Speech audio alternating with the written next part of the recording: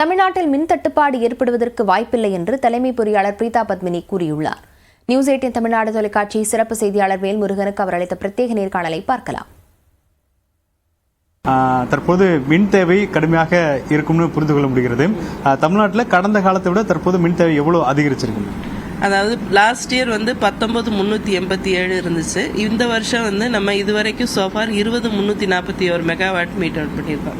Maximum demand maximum so far demand வந்தது 20,341.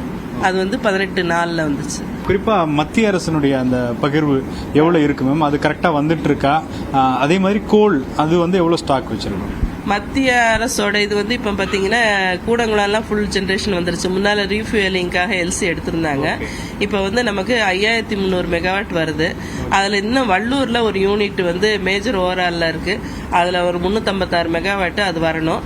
அது போக என்எல்சியோட இதில் ஒரு யூனிட் அவுட்டேஜஸ் இருக்குது. ஸோ அது ஒரு 350 மெகாவாட் அவுட்டேஜ் இருக்குது. அதர் தென் தட் நமக்கு மத்திய தொகுப்புலேருந்து நமக்கு 5,300 மெகாவாட் கிட்ட வருது. நிலக்கரி நம்மகிட்ட ஸ்டாக் ஒரு 20 to 25 நாள் நம்மகிட்ட ஸ்டாக் இருக்கு.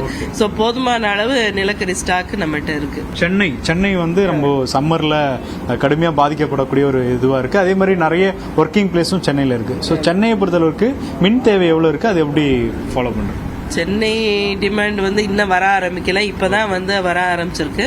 இப்போ 4,335 நேத்திக்கு வந்திருக்கு.